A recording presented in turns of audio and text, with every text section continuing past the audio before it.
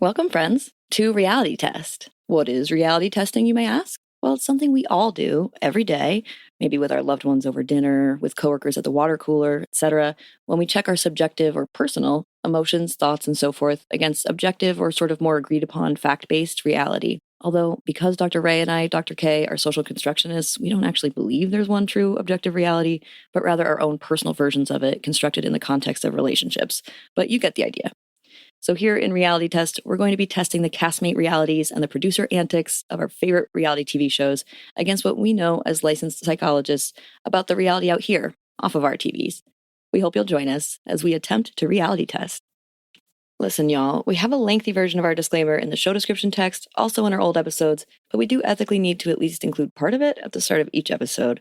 So here's our briefest version of the disclaimer. If you've heard it before, you can skip ahead 30 seconds, or for the old episodes, 2 minutes. So although we're licensed psychologists, psychotherapists, supervisors in the context of our professional roles, we are not acting as therapists in the context of this pod, neither for you nor for the reality castmates we discuss. We will give our opinions as our whole human selves, albeit supported by our psychological knowledge, and we will talk about diagnoses rather than assigning them, as we cannot ethically assign diagnoses without formal psych assessment.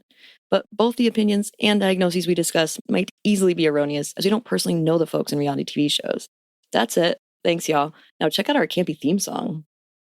Are you feeling stressed? Your head's all messed? Well, let's forget all the rest. Fuck it, we're blessed. Cause it's time to talk reality test. Come with us. Let's reality test. Welcome to Reality Test. I'm Dr. Ray. And I'm Dr. Kay. Feel free to check in and take a seat wherever you like. Back in Traitors Land, we're in Ireland or Scotland or one of the two, in a big old castle, and we're excited about it. With our kilts on. Better than Sandoval's. Oh gosh. Yes, most things would be. Oh goodness. I will say they've been sort of funny about like how little they're really including him. I'm into that. I think it's good. He can have like a little bit of comedic relief without it being too endearing. I think they're handling it well with that. Yes. He's kind of being played a bit as the like jester or the fool a little bit, which I think is an appropriate place to put him. And in some ways it's a gift to him, right? Like he's not being the villain, he's the fool at it, which I think is a gift. Fine. Yes. Could be worse for him, for Absolutely. Sure. But yes, we will see how it all shakes out. Perhaps he'll get a little more villainous as we go. Exactly. I think if he comes for anyone we like, they'll play that up. So I hope so.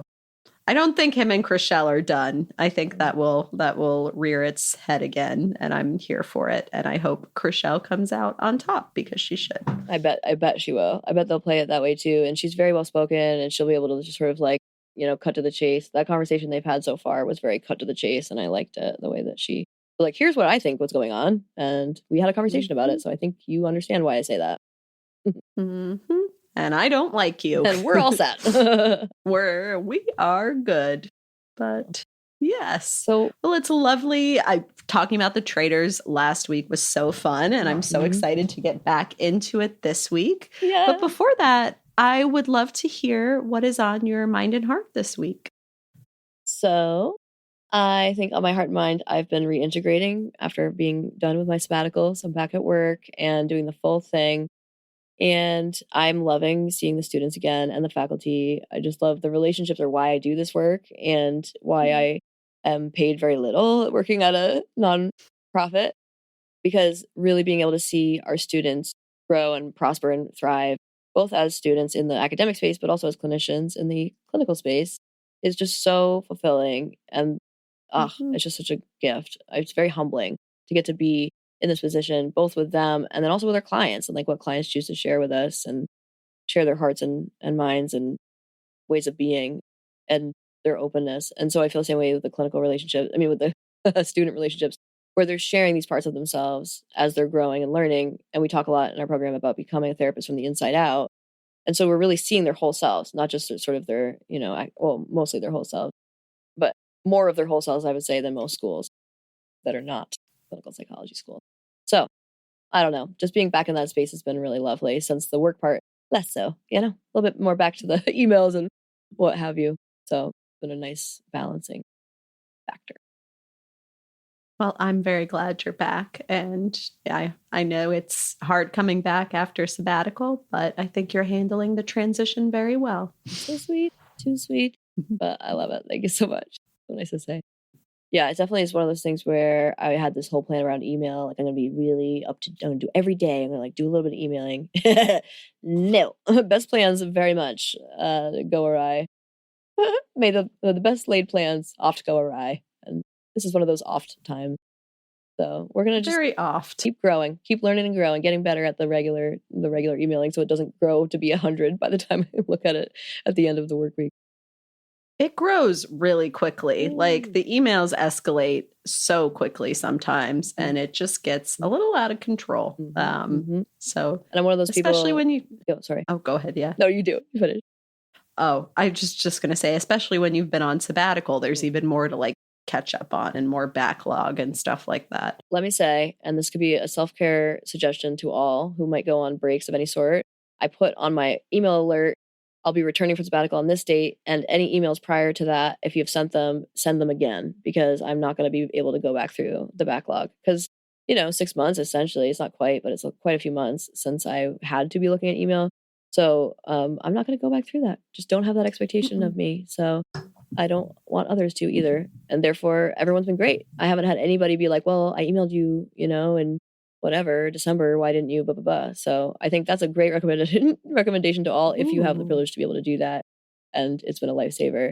But I agree, even within like a couple days, it can group up to like almost 100, what feels like at least almost 100. And so like, I'm one of those people when I sit down to do something, I have to finish it. I'm not going to just do part of my inbox. It'll be harder to go back and do just the second half of what I left. So I tend to wait till I have a good chunk of time to do it, which means it takes a while sometimes. Yeah. Indeed. Thank you so much, though. Tell me about your heart and mind, dear Dr. Ray. Heart and mind. Ceasefire in Gaza between Israel and Palestine. Yes. And I'm glad it's happening. It's long overdue, and so many lives have been lost, primarily Palestinian lives, also Israeli lives. But I'm just glad that there has been a ceasefire. I think that's a huge step, and I'm really, really just happy. Was happy to see that this week. What good news. Oh my goodness. Yeah, that's absolutely incredible. Thank you so much for bringing that up. I really love that that's something we can bring into this space. And I think there are many people who are feeling exactly the same way. And just, wow, obviously, like many, many, many people feeling the same way. It's just, I would say more than not, obviously. So, wow, millions. Anyway, point being, what great news.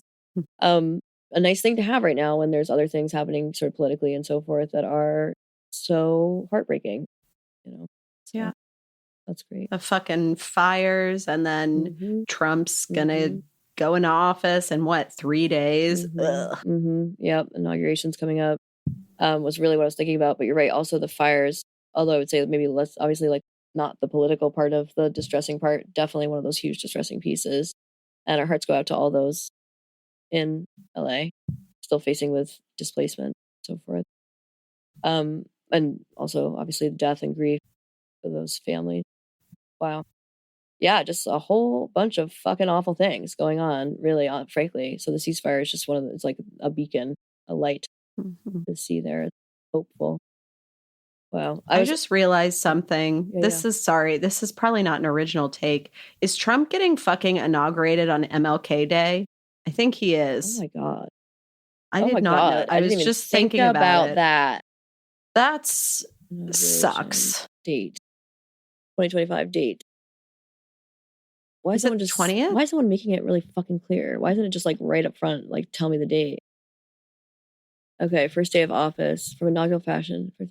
First day of office slated to start at 12 p.m. on what fucking day, guy? I think it says January 20th. Yes, it is MLK That's Jr. so Day. Fucked up. Oh my God. Fuck my life. I didn't even think about that shit, but that is brutal. Oh my God. Ugh. Honestly, can I tell you the truth? I frankly kind of thought it was today. So when you said in 3 days, I was like, oh, it's not today. That's good. Oh my God. It's not good, because if it's not today, it's MLK Jr. Day. Holy fucking hell. That's the worst news. Not true, because there's way like deadlier, but he's kind of the worst ever in some ways. In terms of like presidential inauguration dates, the worst ever. In terms of like that. Especially because DC is where he had his I Have a Dream speech. And like, is it at the same place? Oh my God. Let's find that out right now. Fuck my life. God, I need another beer. Worst. Absolutely. Absolutely true. I just drank mine because, which you would see on the video version of this conversation, I just drank mine because this is just too distressing. Okay, MLK Jr. Day speech. I have a dream. Oh, it wouldn't be day, my bad. Speech, I have a dream. And then location.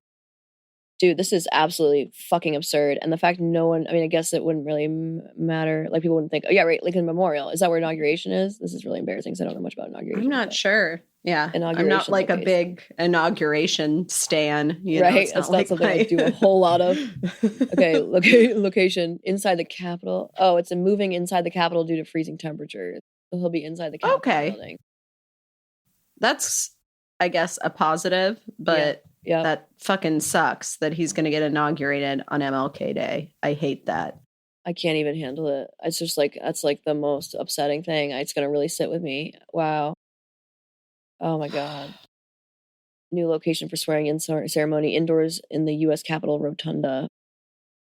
Where would it have been? I would like to know. Transportation, security, information. Where would it have been? I don't know. Like, so why don't I write like typical inauguration, presidential inauguration location. Oh my God. Okay, they are perhaps the most widely known of the numerous ceremonies held at the U.S. Capitol. So it's always at the U.S. Capitol, and right now it's going inside to the Rotunda. Depressing. Oh, Dr. Ray, thank you so much for bringing that up. That is wild. I'm glad we were talking about it. Thank you for bringing up just all the other things in the world, because all of a sudden it was like, wait a minute. That sucks. Ugh. Fuck. Wow. You know what? I haven't heard anyone talking about that. I wonder why not. I'm glad you brought that up. You were like, this is an original take. And I'm sure it's not original, but... No. Yeah. Should be talking about more, right? I think so. I'm sure it will be on the day. I'm sure maybe people are just avoiding the day mentally, which is fair enough, because what the fuck? Right.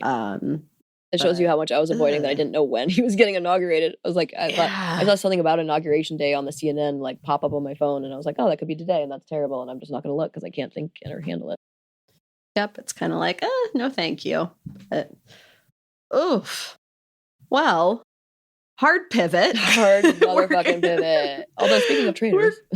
Anyway. Yeah, exactly. Major traitors to our country and the world. Well, so that's what I was going to say was like the other thing that's been depressing in the news is the people that he has been tapping to take very important positions, and the number of sexual assault cases that come up as a result of talking about who he's tapping. What is happening? Why? What is this? Why is that not like an automatic no? Automatic no. I don't know. Because men are mostly in power and they would never want to legislate that. Right. I don't know. Well, and also like, yeah, men are the more common to be in power and are also more common to be the ones who have perpetrated sexual violence. I would also say there's so many who have not that like, can we just stick with those ones? Yeah. And if it means having to elect more women, is that a bad thing? No. No. Great thing. Wow. Yeah. Wow. Which is like a hate crime, right? Like I think hate crimes are another one where it's like, if there were hate crimes, that should be an automatic no. And I feel like certain types of crimes, it would be. Like, even if it's not a hate crime, like, especially what I mean is hate crimes and sexual violence should be automatic no's, just the way that, like, murder would be, you know? Right. I'm sure if someone murdered someone, they would be like, yeah, probably shouldn't be in my cabinet. But you know what? I don't even fucking know anymore. I know, right? I was thinking the same thing. I was like watch them be like, well, what kind of murder? In what context? Yeah. Exactly. What did that person do to deserve the murder? It's a little more nuanced than that. It's like, fuck off. Fuck off. The actual, this is the time. You all can fuck right off. It's appalling. It's appalling. It's scary. It's really like, scary. Just, to the bone. Really terrifying. Wow. I'm just going to like never get over this about the inauguration date being the same as Martin Luther King Jr. Day. The absolute worst day in the year. Like maybe there's like one or two other ones that are equally bad, like Juneteenth, like, but really very few have this much of an impact. What a fuck you to his memory, Mm-hmm. MLK's. Mm-hmm. That's really sad. Mm-hmm. So depressing. Damn. I don't know what would be worse too, like if he doesn't bring up that it's MLK Jr. Day, or if he does. You know what I mean? Like in some ways, if he doesn't, it's like, oh my God, he's so ignorant and blind. And then if he does, it's sort of like, don't speak his name, bro. Like, don't even do it. I can't. Yeah. Either way, I'll be annoyed. Yeah. There's no winning. I mean, obviously, I'm also not going to watch it, to be honest. Yeah. I think I probably should. Like, I think we should, like, I'm going to watch it in a tempered way, like not on the moment that it's happening, so that I have the ability to like fast forward and stop and scream. Cry. Yeah. Yeah, cry and then maybe come back to it or not. Or not. Or smash my TV. We'll see. We'll see where things land. Yeah, maybe things will be broken. Want me to check back in? Mm-hmm. It'll be broken all over my room where the TV is, but you know, I need to be able to stop because the TV's broken also, and then come back and find a new one. You know, Abso-fucking-lutely. No, I can't the TV. Let's not. Probably won't do that. Let's not do that. Yeah. Oh my gosh. Wow. Okay, yeah, I guess we should get on with the show. But wow. I guess. Yeah. I know, right? I guess. I don't even know what to do right now. I'm like stuck. Yeah. Do we end? We can do this. We can do this. We are therapists. We can regulate our emotions. We can carry forward. Yeah. And as we've talked about before, joy is a radical act. Mm-hmm. And we can pursue that on the very joyous show that is The Traitors, which I'm obsessed with. I love this season so much. Glad. It is so much fun. Oh, I'm so glad. All the dynamics, all the moves, all the missteps. I love every second of it. I am so here for everything that's happening, or most things that are happening. Some of the goodbyes have been hard. Yes. Some of the goodbyes, also some of the like more emotional moments. Like, for example, for me, like one of the things I just hated to see was Carolyn feeling isolated and alone, and then being talked about behind her back, which is was tough, you know. So there's some moments where I'm like, I'd rather not that be happening, but everything else, it's not the show, you know. I'm glad the show showed us that. But yeah, I agree. It's a delight of a show. It's a fun escape. I will say, you know, to the point of like we're therapists, it's also true that we're humans, and I think like we've talked about this before, that co-regulating with a peer or with somebody that is able to sort of like get as upset, but maybe down one notch, so that then we can start to go down one notch together, notch at a time. Is a really both healthy for your brains, literally helps improve our brain, and to be able to have that in a relationship with somebody, but also is very much like emotionally coping friendly. Like we were doing that earlier about more personal things off mic, and just having that with somebody is such an important factor in life, and feeling the joy of life. Relationships are that thing. I really have to say again. I don't know. Did you see that like Harvard did a study that was like about relationships from like decades and decades? They were doing this study that found the one thing that like helps with living longer is relationship. Oh yeah. Was that like maybe a year ago that came out? Or yeah. I remember reading that and being like, yep, we know. True. Yeah, exactly. Because we're RCT therapists, relational cultural theory therapists. And so we know from just the literature and the theory that like that's been a theory since the 70s about is like one of those major healing factors, that a therapist focusing on the therapeutic relationship as the healing mechanism is very successful. That's a successful type of therapy. And the common factors research shows that too, that regardless of what theory you're using, if you're focusing on the relationship as well, they're more likely to have a good outcome. And so for us, like hearing that relationships are also part of what helps people live longer and be happy, it's like, I know. We've thought that, but it's nice to have the research behind it too. We need each other. Bottom line. Yeah. We just do. Yeah. Which is the same as the neurobiological research and the brain research, which has shown the same thing. Our brains are wired for empathy. Our bodies are wired for empathy. There's a reason for that. We're meant to be in relationships and have love as like a form of support and growth. So that's what I'm relying on. That's all I say. I meant to say about this whole very long rant was that just to say that that's a big piece of how we're coping with the election as well, or like the inauguration now.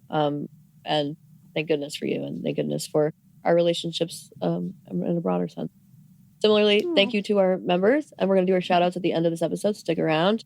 Our Patreon allows for a little bit more of getting to know each other with you all, not just the two of us. So we hope that you'll come join us, get to know us a little more. Love that segue. Yeah. That was perfect. Right? Bringing us right in to take it away, dear Dr. Ray, with episode 3. Episode 3, love. So they're still in the Traitors turret. What's a turret? The turret is like Kate? That little like tower thing with like that they go into. Yeah. There's like a well in the middle, which confuses me a little bit, but Yeah, so that's like a just architectural design, a turret. Got it. Turret. So this is after Rob joined the Traitors. And, you know, everyone's excited and like, oh shit. Danielle asks Rob if he knew it was them, and he said no, he didn't know. So Danielle says she's so happy to have him on the team. Tells us that it's better to not have him on their team than against him because, yeah, he's a force. Rob and his test. So, oh yes, yeah, you said not to. I just want to throw that in there. Oh, better sorry. to have on our team. Yeah, yes, totally happens. Yes, totally. And Rob said he's not too thrilled about his fellow traitors because he said they couldn't be more different. So I see you have a segment here about that. I'm curious what your thoughts are. That's you. Oh, is it me? Mm-hmm. My bad. All good. Oh, I felt annoyed. Like he came in as if he kind of owned the place from my perspective. Yeah.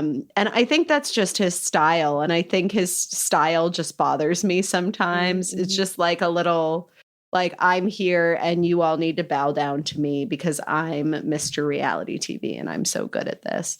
And there's something about that just rubs me the wrong way. But also when I see him in action, I also kind of respect the way he moves because he truly, people have said it. This is not an original take, but he is like a mobster. Mm-hmm. He will be loyal to the people he needs to be loyal to until they cross him and then he's done. And it's kind of fun to watch, but it also I think it's rooted in a few things. I think it's rooted in sexism, deep intelligence, and this sort of class thing. Yeah. Where I think his Boston accent allows him to seem more relatable to people or something like that. Yeah.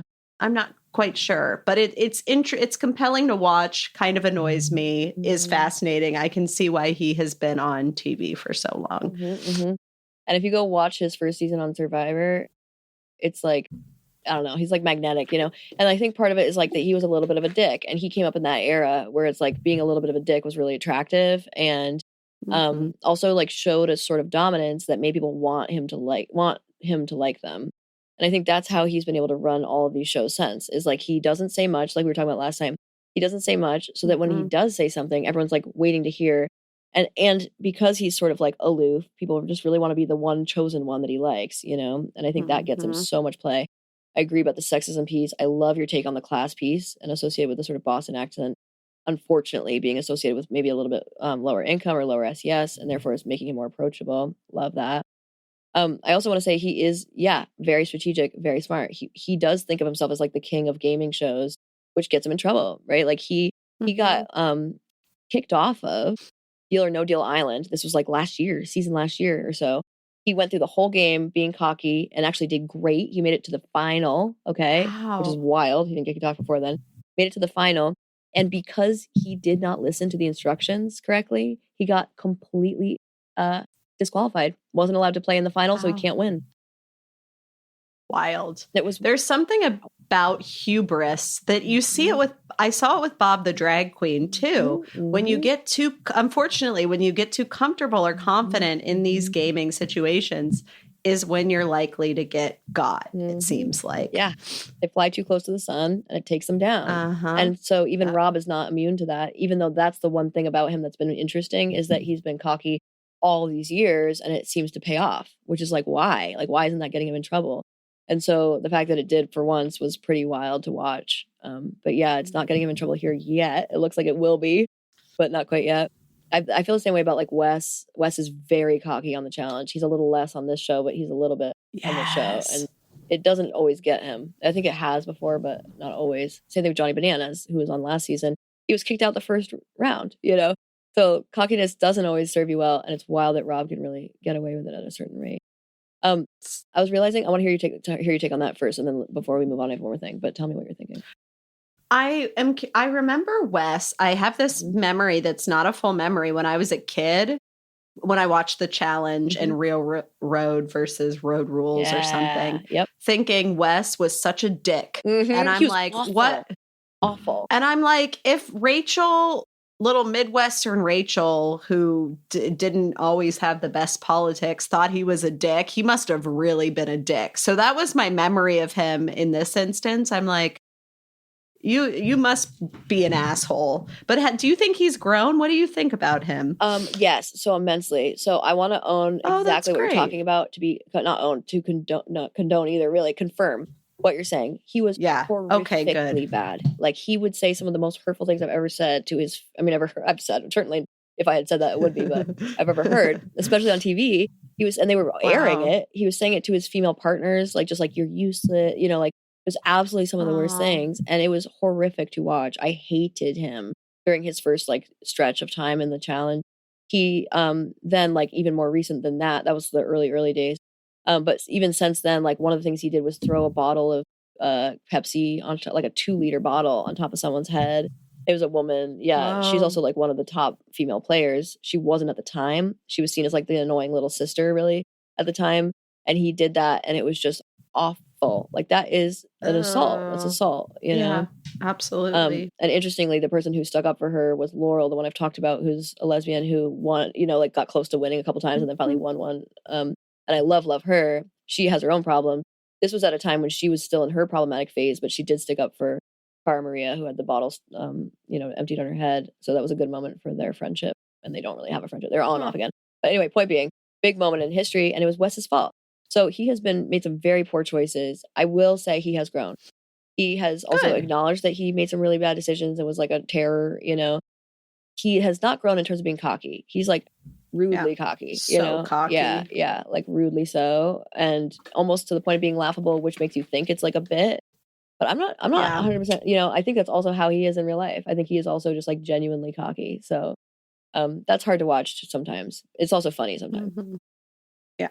Both for sure. That's helpful to know. Yeah. Definitely had some bad days. I will say everyone on the challenge had bad days. You know, it's like because they've been on there for decades. And I would say also, like, Rob said some inappropriate shit. You know, like, everybody who's been on it for decades has said some really fucked up things back in the day. Rob has never been anywhere near like what Wes was, though. Like, even when he was younger and a little bit of a dick, he just was like sassy. He wasn't like a terror, you know, and he wasn't particularly sexist or, you know, so I will say that he has that going for him.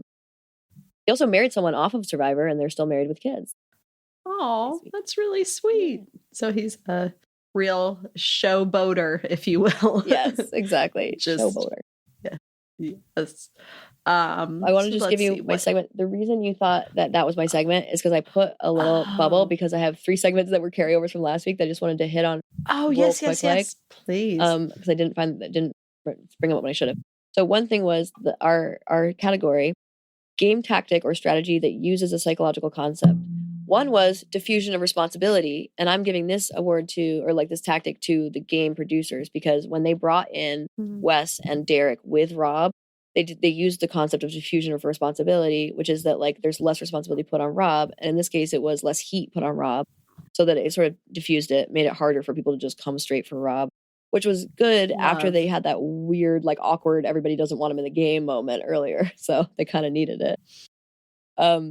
I would say the other game tactic is the law of reciprocity. So Wes used the law of reciprocity when he gave Jeremy the shield and hoped that Jeremy would have his back later.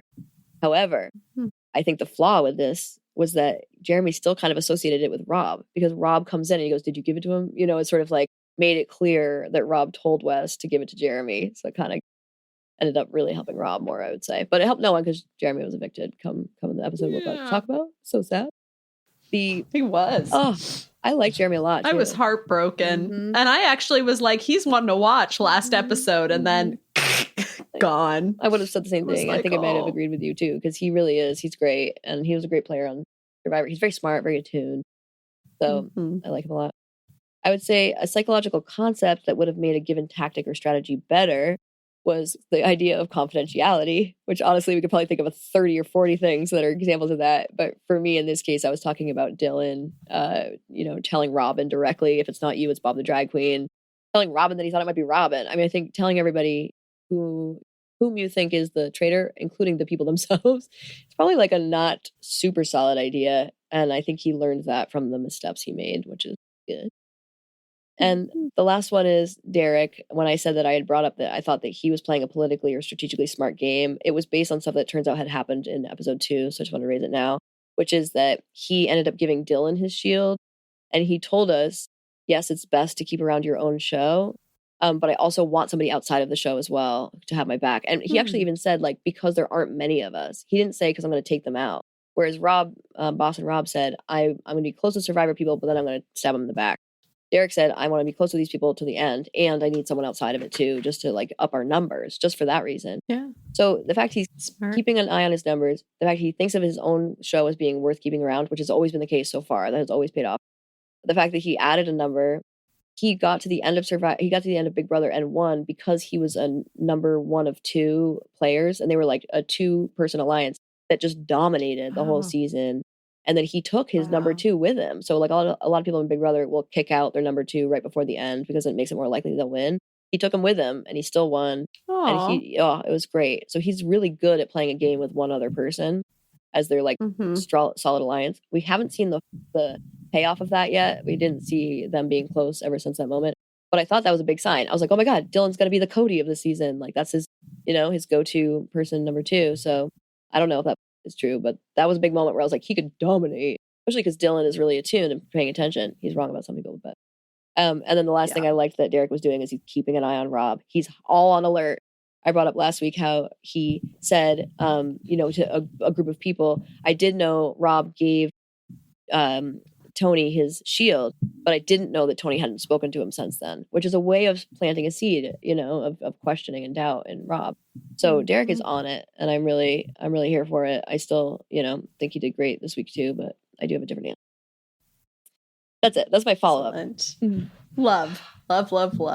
And yeah, Derek is really good. It'll be interesting to see. He was wrong about Sierra in weird ways that pissed me off, but okay, good. I think share that when we get there. I was just or no. Yeah. I'll wait. But yeah, I didn't like it. No. But yeah, I think he's playing a good kind of subtle game, which is smart. And then so back to what we were talking about, Rob says he's not too thrilled about the fellow traitors and that they couldn't be more different. Bob says to the group, I will hear no other answers about a housewife. Rob says to the group, I don't hate the idea of Tom. Chrishell would look like a traitor. Carolyn says to us that she feels like a team of one. So I feel for her. Oh. We've talked about that. Yeah, poor thing. And like the main point about their conversation was like, Bob says, I think we should do one of these 2 housewives or Tom, or he said a housewife or Tom. And then Carolyn was like, we should not do a housewife. And then even Rob said, I like the idea of Tom, which means even Rob was like pro not a housewife for a second. So I was thinking maybe Rob won out and it was going to be Tom coming into the next scene. But Carolyn's playing a hell of a game and continuing to. She is going undetected by everyone. The only one, by the way, who has not been detected, which is pretty cool. So true. Although Chrishell said she wondered if she could be one, but Bob the drag queen was like, no. But he turned, Ooh, that if Chrishell remembers back to that moment. Right. That's what I was just thinking about today. Ooh. Yeah. I was thinking the one person who could put something together now that Bob was found out to be a traitor was Chrishell, about the fact that Bob backed Carolyn. She could put it together about Carolyn. Yeah. I don't know if she will, because he still agreed with her that she's batshit and stuff. So maybe that will matter. But yeah. Ooh. Huh. Mm-hmm. That's a tricky one. We'll see. Mm-hmm. We'll see what gets put together. That's a great point. Oof. So at the Survivors breakfast, the Cage Boys, so our Rob, our Derek, our Wes, come out first because they're definitely safe. No surprise there. Dylan called Wes West in testimonials, which is fun. Mm-hmm. I like the idea of someone getting his name wrong because he's just a dick. Me too. He's not just a dick, but he can be not nice. Can be, yes, totally. Danielle speaks to the group that's at breakfast so far. She's super obvious about shaking, and she's talking a lot about Bob the drag queen. She's just doing a lot. The most. Yeah. Did you know she was doing this? She's like, look, I'm shaking. She's like, oh my gosh. Did you remember that part where she's yeah. She's like, look, you guys, she's like, she said to someone next to her, that I'm scared that I might be murdered. Look, I'm shaking. As if like, I don't know. It was just it was so not helpful, I think. Yeah. I think doing less would do more for her. And she tells us in a testimonial that she wants everyone to make sure she knows she's shaking. So this is a move for her. And Rob says in the testimonial she's talking way too much, and I agree. And Jeremy was on to her and totally right. And I think they're on to her. It's just a matter of when. It's interesting how, because usually it takes people a long time to kind of get a traitor. It seems like now they're on to quite a few of them. So yeah.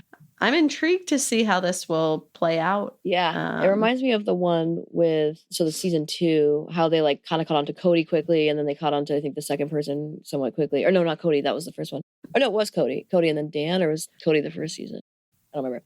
Cody was the first season, okay, I think. Okay. Yeah. So I'm thinking of the second season when it was like Dan, and then soon after, I think it was the second. But so they added someone back in, and then that made it last longer. Like Kate and Phaedra went longer. I have a segment here, which was just about who's playing a sloppy game and why. And obviously, I thought that Danielle was playing a sloppy game, and this was the moment where I was like, this is really bad. Like before, I thought it was bad, and I brought it up earlier, but this is the moment where I was like, this is not even defensible. Like she's saying that she wants to make sure everyone knows she's shaking. No. And then she also said one of the things she was trying to say was that I think she was trying to say, if they go for Bob the drag queen, we know it's so-and-so. If they don't, we know it's so-and-so. And so she ended up saying, I've got my eye on Bob the drag queen. And she meant like to see if he's going to come in or not. But just that sentence is not helpful for your friend there. No. Not good. That was messy. And then I also at the end, after she's done all this like messy nervousness stuff, she was suddenly very confident. She was like, will you pass me that croissant? And like, just like, it was so weird, the quick flip to that. So I definitely, and then I also thought who they voted out was stupid, and that was clearly Danielle's idea. So that was another, messy piece. Yeah, I don't think the votes have been right. I've agreed with Carolyn pretty much every time, I think, so far on the votes. So I hope she gets, because I think what might happen, we'll see if Rob gets kicked out. He might also work some magic and, get some people at Wes out, or someone else who is concerned about him. Who knows? But I think he and Danielle are not long for this world. Yeah. The Traitors world. But yeah, Carolyn, who knows? Exactly. I'm wondering if Carolyn and Rob will start sort of working together, because as much as Carolyn's pissed at Rob, he was more open with her than with Danielle. So it's possible the two of them will be a powerhouse and go along. Yeah. They're both Survivor players, so that's not nothing. Exactly. No. Tell us who they voted out. Whom they voted out. So they. It's the last line. Who did they vote? Wait, it's the last line on that page. I mean, you see this guy right here. Shit! What page am I on? So it's page 8, but I will just go ahead and tell you it's Ayan, Chanel Ayan. Oh, thank you. Yes. Yeah. So sad. Oh, I had already moved on to the next page. My bad. Yeah, she was really fun. And I thought she had some really fun one-liners. So I was sad to see her go. She's hilarious. Yeah. And I love her on Real Housewives of Dubai. She's a joy. She's hilarious, well-dressed. And I thought she was actually being quite emotional and involved. I thought she was great. So I was disappointed as well. Again, I was like, why? Like, don't you want to, like everyone likes her. That's just sort of mean, People are just sort of getting mad, and you don't want that. So. No. Stupid. So after Ayan is voted out, we go to the post-breakfast scheming. Bob the drag queen immediately is talking to Chrishell, and Chrishell says that Carolyn is batshit crazy. And Bob the drag queen agrees with her, which I just was like, that's so effing hurtful, even if Carolyn wasn't right there, and she was, so she heard it. So that was just so sad. And Chrishell's like, so I think she could even be a traitor. And Bob the drag queen was like, no, I don't think that. So at least he backed her a little bit. I'm not even sure Carolyn heard that part. Doesn't matter. She heard the first part and was very hurt. And she tells Jeremy about it. But Jeremy's already on to thinking about Danielle. So he's already like captured in a different thought. So he sort of tells Carolyn, you got to let it go. You got to get it over it. Got to get over it. And Carolyn is saying to him, like, I don't think I can drop that. And he's like, you got to. Yeah. So I just felt for her deeply there. Sure enough, Jeremy's on to Danielle, which he says to Carolyn. And then we switch over to talking to Robin and Wes. And Robin, a housewife, says to Wes, she thinks Tony did it. Wes sort of was like, maybe. But then he turns around and uses that to talk to Tony and tells Tony that his name's out there. And he even says, and then Tony's like, who said it? Who said it? And at first he doesn't say. And then he says, the housewives. There are 2, sir. There are 2 housewives left. So pretty sure it's like 50-50 which one. And so this was one of my segments where I was talking about a psychological concept that was being used, and this is called triangulation. When two people talk about a third, it's all scapegoating, frankly. When two people talk about or like involve a third person in a way that works towards those two people's relationship. So it could be triangulation where they use the third person as a scapegoat, where they're sort of talking negatively about the third person. Or it might be like in the case of parents with a child, the two parents use the child's, whatever, love for the other parent or dislike of the other parent to get back at that parent. So it doesn't always have to be talking shit to each other about the third person, but that's another version of triangulation. And in this case, that's the case. So they're scapegoating, using talking shit about the housewife as a way of getting Wes and Tony closer together. Very well said. Well, thank you so much. Yeah. So then they go to the challenge. This was the one with the clowns popping out behind the doors.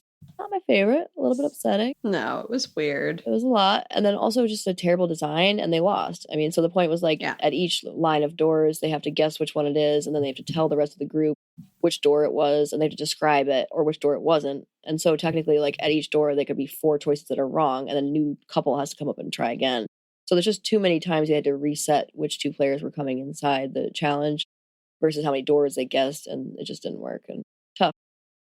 So tough hang. Yeah, tough hang. Not the best. Kind of a weird. It also wasn't like great for bonding. I don't know. It just was. There was not like a whole lot to be gained.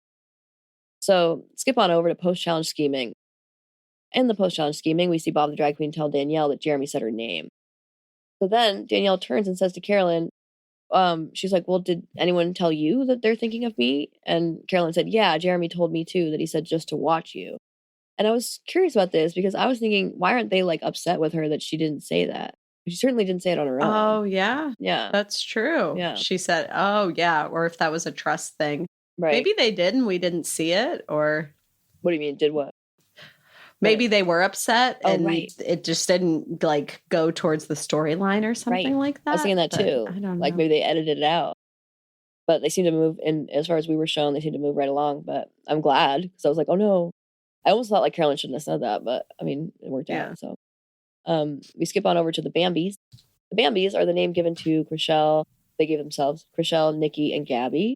And they're meeting together. Chrishell says she's looking at Tony, and they all agree with that. Then Jeremy, Wes, and Dylan are meeting, discussing. Dylan asks about Bob the drag queen in response to Jeremy saying that he doesn't think Robin is a traitor. He says, well, I don't think Robin is. So then Dylan's like, well, what about Bob the drag queen? Wes advises to Dylan, if you're going to go for a hit, make sure you get it right. And he says, I play the game. I don't give a fuck as long as it's not me. And Jeremy said, well, we should be playing a game of get the traitor. Mm-hmm. Right. Which I think is true. Great strategy. I agree. But then Jeremy tells Bob the drag queen, he takes him aside after having spoken with, who was it? Who does he go to again? He says, Dylan. So earlier in this description, I was explaining that he spoke to Dylan and that Dylan said, Bob the drag queen's on my mind. Jeremy goes to Bob the drag queen, pulls him aside and tells him he's being floated, which I thought was very loyal, very cool, very Jeremy. It's great. So he says, Dylan said your name. So then Tony's sitting right around there, and Tony says to Bob the drag queen, go talk to him. No, Bob the drag queen says, should I talk to him about it? And Tony says, yeah, go talk to him, which was so inflammatory and so Tony too. To sort of like create havoc among other people as long as it's not him.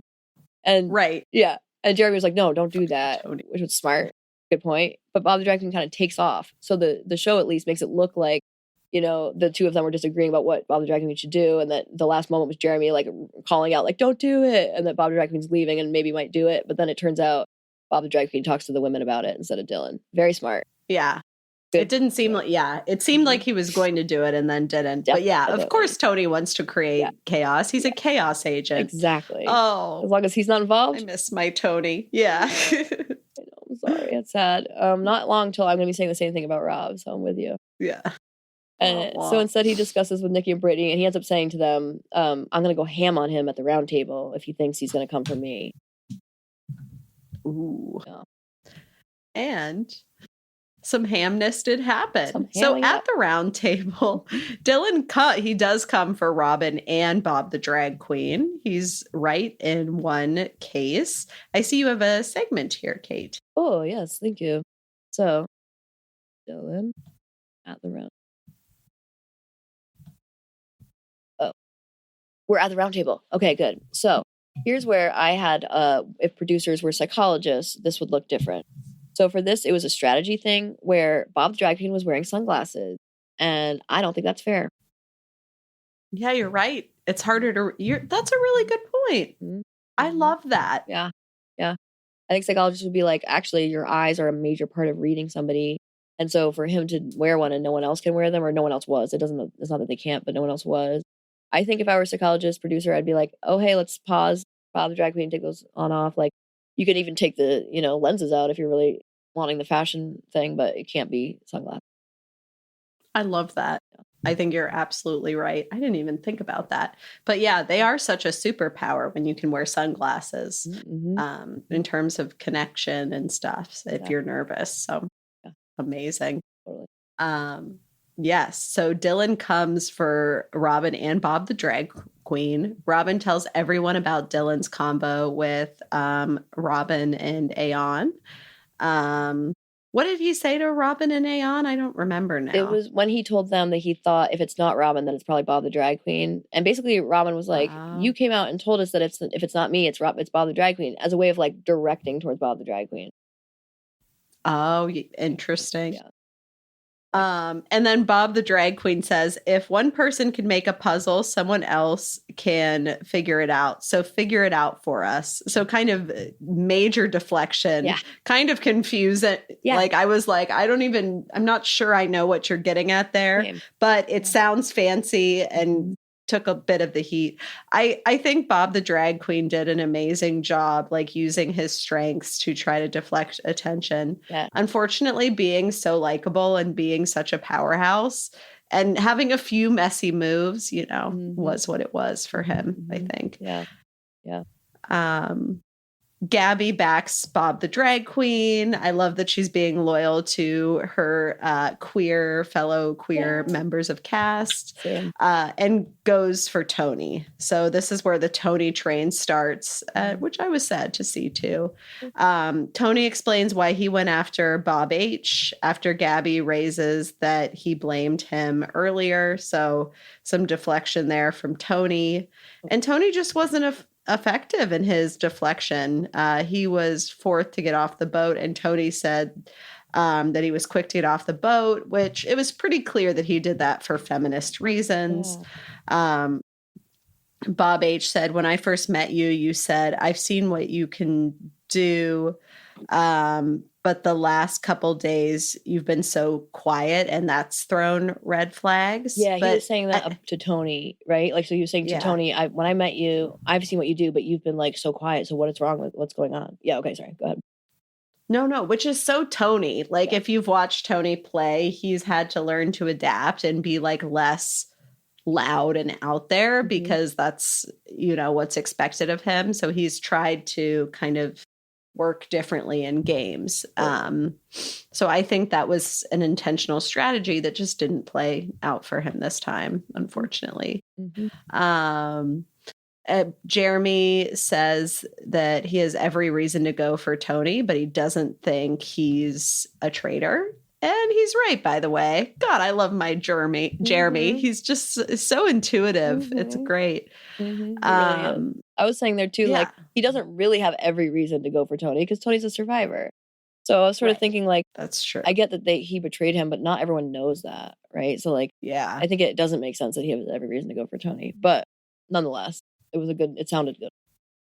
Remembering it, I think it was like an all-star season, and Tony, I don't remember how Tony fucked him, but Tony fucked him. Yes, he did. They were working together for a long time throughout it. And then there was like one tribal where they had a plan together and it was something else. And then they felt really confident about it. Jeremy felt really confident about it. And in the last couple seconds of, debate about it, Tony switched his opinion and they voted him out.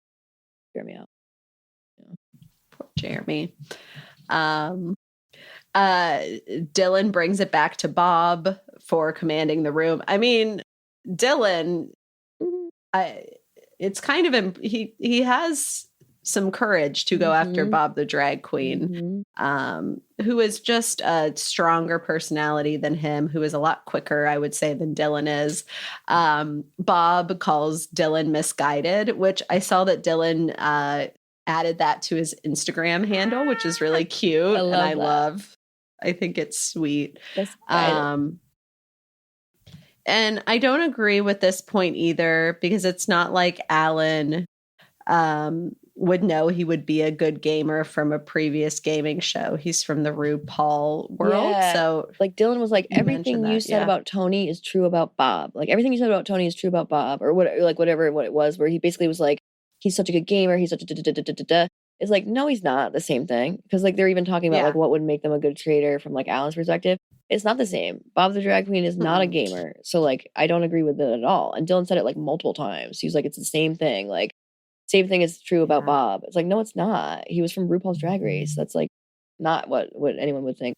Granted, they were right. He's a great gamer in some ways. You know, he's a little bit too obvious, but yeah. I mean, you can tell he's not a gamer, frankly. So he did very well for not being a gamer. And I thought he defended himself very well every time, too. Yeah. He's a charismatic person, so that goes a long way, and he's smart. But yeah, there were just a few messy moments. Yeah.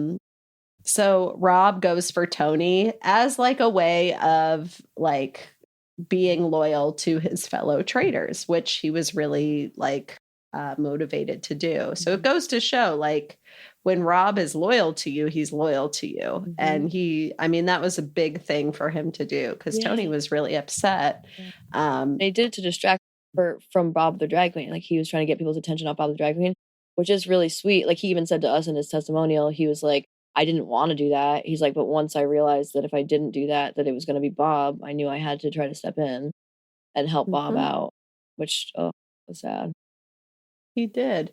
It's unclear to me. I think I mentioned this last week. It's unclear to me if Tony still would have gotten voted out. Right. Like if Rob needed to put himself out there in that way, because he is potentially creating like a trail of breadcrumbs, if you will, especially with what we saw this week. But who knows? We shall see. It says 14 people voted for Tony. That's a lot. And like some of them were because Rob said that, definitely. But I doubt they all, enough of them were. I don't know. Yeah, it maybe didn't need to go that way, but who knows? We will never know. But yeah, so that was that. And Tony went goodbye and was not a traitor. And I was very sad to see my boy Tony go. Yeah. My little chaos agent. Yeah. That was sad. So yeah, as I mentioned, 14 people voted for him. There were 2 people who voted for Ivar and 4 who had throwaway votes, essentially. Tony cries about being targeted, which I don't blame him. That was very distressing and sad. And then he says to Rob on his way out, "You're a sellout, bro." Which I get, right? Like he was going to try to defend Rob to the end, which granted, like Rob didn't know that. I really believe that Rob didn't know that, but I do think it's possible Rob was lying about the fact Tony never came to talk to him. At the same time, I don't though. Like I think Rob wouldn't say that if Tony was able to say, "Yeah, I did. I came and said this to you right after this." And like so-and-so was right there, So I actually kind of believe that Tony didn't talk to him. But the thing is, like, Tony's smart for not talking to him, because if people see them together, target on your backs. And so I could see Tony thinking, we have an unspoken thing and I don't need to say anything. Yeah. Because we both are gamers and know how this goes and we've got each other. Exactly. So I think that's really what happened. So, and I think probably it's true. Like, I bet Rob was like, right, it's an unspoken thing. Like, I bet that would have worked out that way if Rob didn't need to use it to get Tony out. I think it would have been fine. Instead of the Traitors turret, though, we see Alan explaining to us there will be no secret meeting. And as Alan is explaining the new setup, we're also seeing the Traitors go one by one to the chair, the like testimonial chair, speaking directly to camera and receiving a letter that they read out. So Alan is telling us at the same time they're reading that before the day is done, the Traitors must choose 3 players to shortlist for murder. They must do it in plain sight by writing their names in the wine cellar, which is also called the secret bookcase. They did write it in like a little coffin toy on a piece of paper. Later tonight, the Traitors will return to the coffins that the players will be in and nail one of the coffins down. A traitor can be shortlisted. It doesn't have to only be faithful. They also don't tell us that they do, but they don't. Like, I didn't realize they would actually be hammered into the coffin. I wondered that, and I was worried about it. And we find out that does happen. But so that means that the castmates will be in the coffins physically when one of them is hammered in. We also see the Traitors learning the same info by the letter. Right. We know that. So that carries us into the Traitors challenge, where they are then like what they're doing as part of that challenge, where 3 of 4 of them do indeed meet in that wine cellar. I think this was a poor decision. I think they should have met elsewhere, and one of them just went in and wrote it down. But the 3 or 4 of them, messy. 3 or 4 of them are meeting in the little hidden room behind the bookcase. Rob doesn't think that they should put a traitor on the short list. So Danielle floats putting Carolyn, which is rude. But then Carolyn floats putting Brittany. And the thing with putting Brittany up would be that would put the target on Danielle. So Danielle just absolutely says, no way. Mm-hmm. So both of those ideas are off the table. And they end on the potential, they end while talking to each other. The episode, because this is the end of episode 3, ends on us learning the potential of Gabby having noticed them coming out of the wine cellar, because Carolyn and Danielle come out first. And we see that Gabby at least hears something and seems to hang back, but we don't see her actually see them. And so we end on the understanding that maybe Gabby saw them.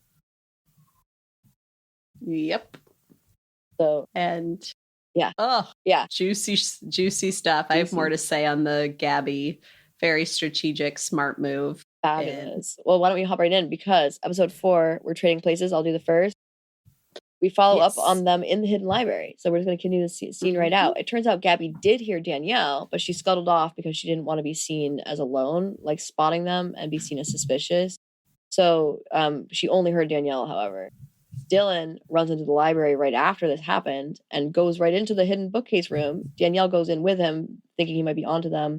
And then Sierra follows shortly after. And Dylan ends up deciding, we're too late. Something already happened. It's over. So then next scene is everyone meeting outside with Alan at night with the Coffins. Is this where I have my segment? I think so. What does that say? Yeah. So this is my segment, one of my segments. This was if producers were psychologists for episode 4, which is to say they would not have had people actually get in coffins, and they would not have had one person be nailed in the dark of night. But they just wouldn't even have them get in them. Like, that's so inappropriate. It's awful. It's so effed up and traumatizing. Imagine if any of them have claustrophobia. We don't know. You know? Right. Actually, by the way, I think it was during the daytime that they met Alan out there, but it was at night that they nailed them in. So it doesn't matter. Either way, I don't think people being put in coffins, period, any time of day is okay. No, I agree. Yeah. I know it's good TV because it's so scary, but they've done it season after season, and I just don't think it's right. And like, technically these people are their employees. Well, actually, I think I heard on some podcast that there's a legislation coming about that, or there's a lawsuit from Love is Blind that might have implications for like the workers' rights. Oh, massively. It's a huge deal, by the way. I know all about this. I've learned all about it. Oh, cool. Yeah. One of the Love is Blind men who actually ended up not really being on the season almost at all. He was like basically cut out and edited out of it. He has been coming for them, including with help from Nick Johnson, who was actually one of the finalists, for them about the conditions, including like not enough like food given to them. Like they had to work all hours of the night. They were like not allowed to sleep enough, like stuff like that really affected their like quality of life. So granted, it's different kinds of stuff than necessarily Traitors is, but it will affect all of them. And ideally, it might result in a union. Good. Yeah. I think that's incredible. Yeah. Because they are working incredibly. I mean, I'm guessing they justify it by saying, I will get so much clout, so many followers, all this shit, but it's not okay. It's just not acceptable. No. Exactly. And there's an actors guild, an actors union. There's not that for reality TV stars. So I agree they need to do something like that. It's much needed. They've been abused for too long. One person, like there were people on the Squid Games reality show that had like nerve damage and shit. Like they were actually having like medical issues in response to how they were treating them. So what the fuck? Yeah, it's been That's overdue. Awful. Yeah, overdue, needs to change. And this is one of those things that I think you're right would change if we had that in place where you can't put them in coffins. No, that's fucked up. Ugh. Yeah. Good reference. No, that I love the producers are psychologists. Yeah. So me. Oh, my bad. But you have it. Oh, that's okay. Right. Sorry. You do have a segment at the end of this, which I see. I totally clocked it. So then we find out who the shortlist was because we didn't know who the shortlisted people were yet. And so Alan tells the group at the same time we find out that Sierra, Nikki, and Jeremy are the 3 who have to get inside the coffins. And right away we see that Sierra and Nikki are pissed. Whereas Jeremy thinks that it means, basically we see him tell us that he thinks that means that maybe or supports that Danielle is one of the traitors. I do. Oh, this was actually a little farther down. Okay, like 2 more You see mine? Oh, maybe it's not. Yeah. Well, it's there, yours... but do you see where I wrote? The one a couple down is the one I wrote, and I had the same point. Yes. And I think the answer is yes to your point. Yes. So it is yes. Okay. The answer is yes, but I think like your point is saying it's right. But yes, he was saying about Danielle. Yeah. I thought so too. Okay. Did we get there? Yeah. So Sierra said she was pissed that she was put in the coffin. And then Alan goes, so eloquent, Sierra, as always. She says like, fuck you. Like, she was like, okay. Yeah. She's like, just so you know, I'm going to fucking hunt you down. And then Alan says, yeah. So, yeah, and I perceived it as a dig because she often doesn't say anything after her votes, probably because she's like shy or a little unsure. This is a new environment for her.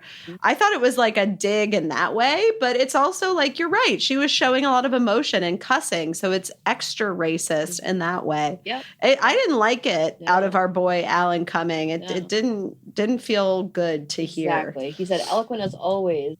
Sierra, and yeah, I agree. I think it was the swearing, and I think it was the anger, and it felt very racist to me as well. Sort of like, so like for folks who don't know, like the stereotype is this idea that Black people cannot be eloquent, in fact, and so like even if you were to compliment a Black person on being eloquent, like as if you were surprised, like, oh, that was really eloquent, that's racist. It's so fucked up. Yeah, it's sort of suggesting that you're surprised that a Black person can be eloquent, and so in this case, he was calling her eloquent in a like.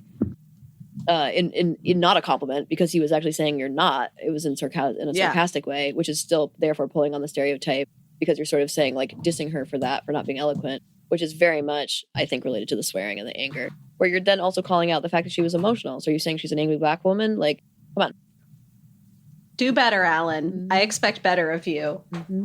Reflect on this. Do better. Reflect. Do better. I love it. Challenge yourself. Talk to people who can help you think about it, who are white. Do it. Totally. Yes. Yeah. So great. I love that we both have the same thought about that. And this is where I also wrote that the shortlist folks are made to get in the coffins themselves for drama's sake, and then make their last statements, which is when she swears, and therefore is and makes a clear statement. Frankly, it was eloquent and clear. So just because they're swearing doesn't mean anything too, even if it was a white person.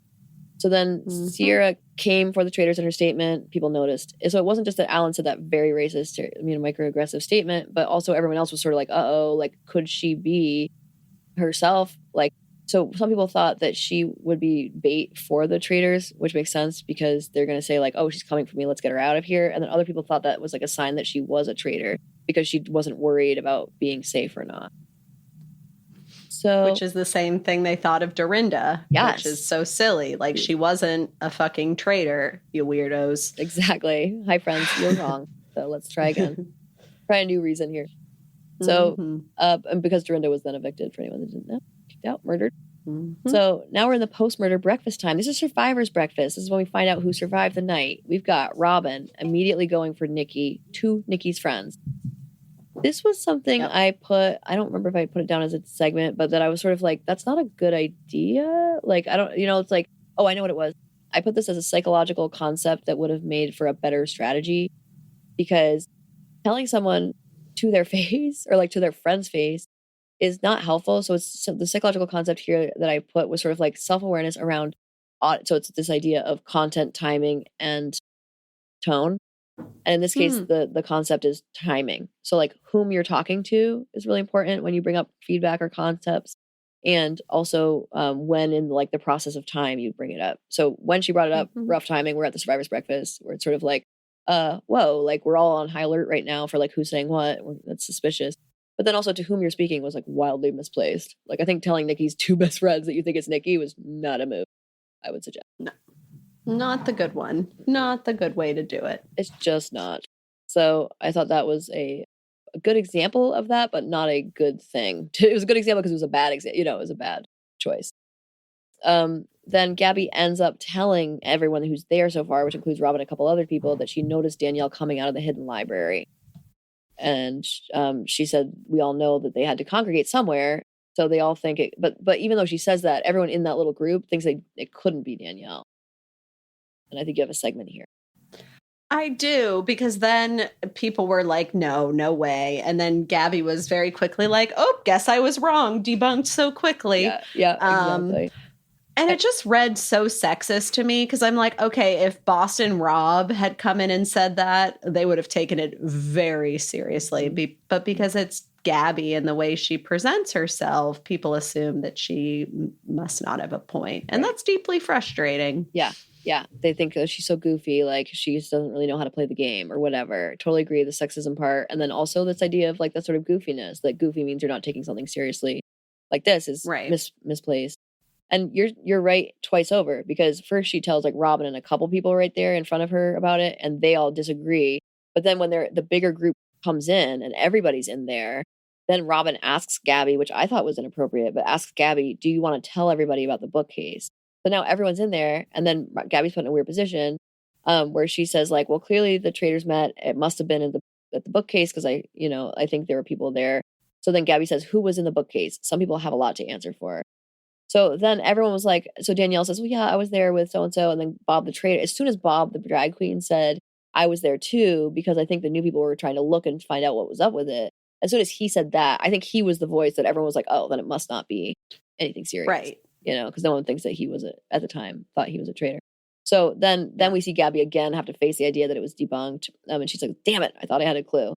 So she did end up agreeing with them at the second one. But at the first one, she still thought she might be right. But she still said to us in the testimonial, I didn't know if Danielle's emotions could be overacting or was she showing her faithfulness. Like either way, it could have been just that. So I could be wrong.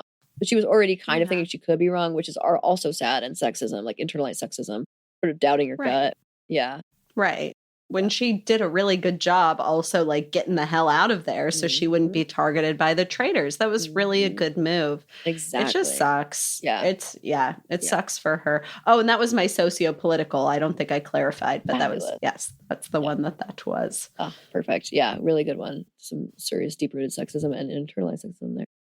So, indeed. Oh, by the way, my sociopolitical one was the one about Sierra. I'm glad we talked about that. That's what that one was. Amazing. Yeah. So then right? Such a good one as well. So then this last segment of this page is Nikki and Sierra, who come in at the end. So that's when everyone realizes that Jeremy was the one who was murdered. And this is where I have another segment where Coffins, Danielle, was it throwing out of Jeremy? It's fun because we have like two different sort of things going here. One of mine from the post-murder scheming was, oh, you know what it was? The one I already talked about. So that's perfect. That was the Robin one. So, not having self-awareness around what she's shared with whom. So Carolyn is so sad at this point too. She tells us she feels really sad inside and she's crying in her testimonial, which was so hard to watch. And I felt really sad for her.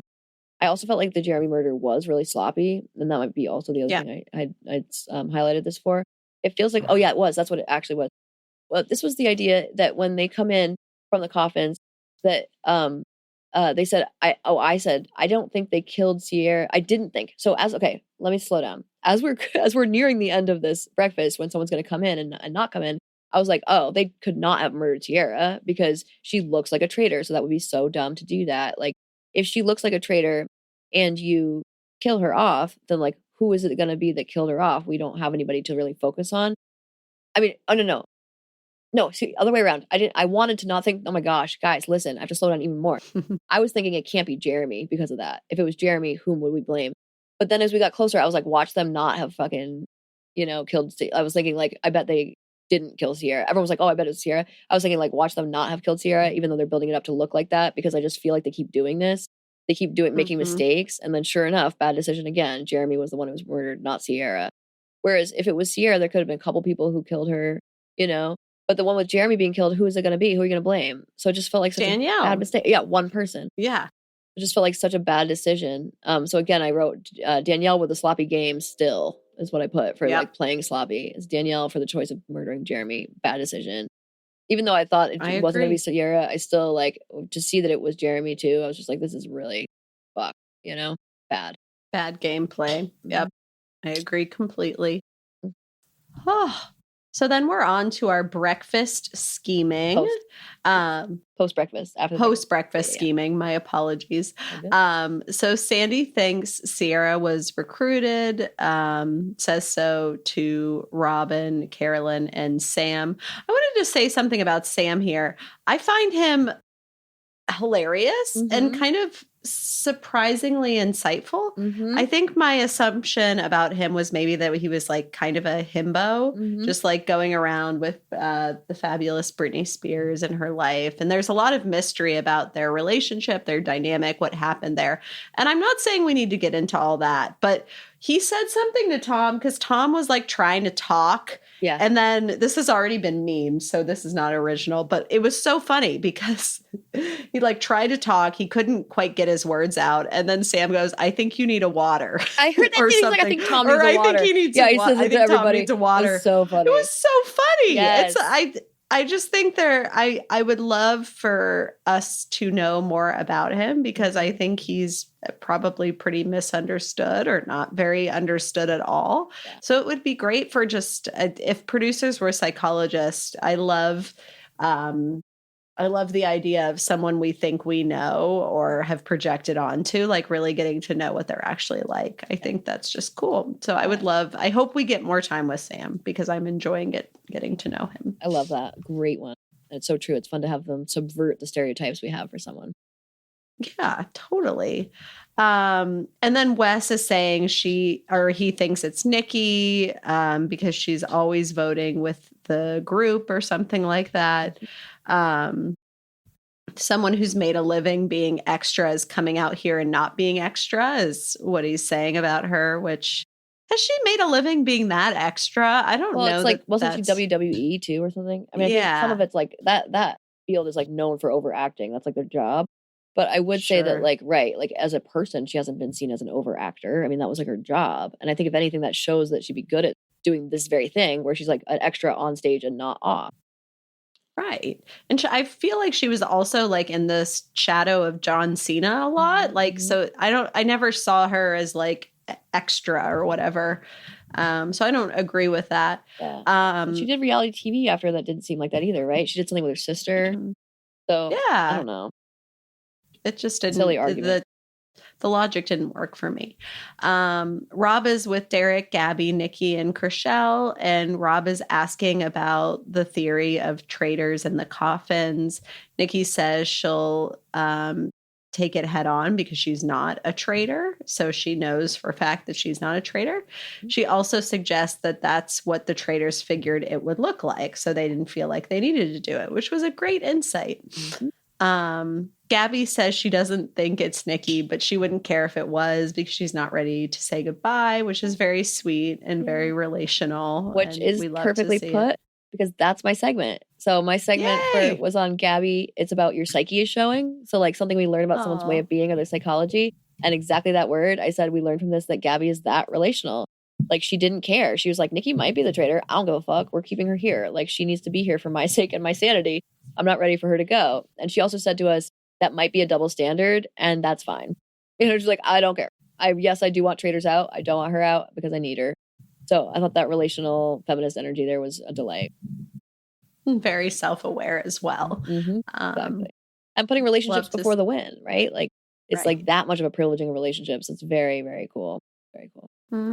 And super feminist. Yeah. Go Gabby. Exactly.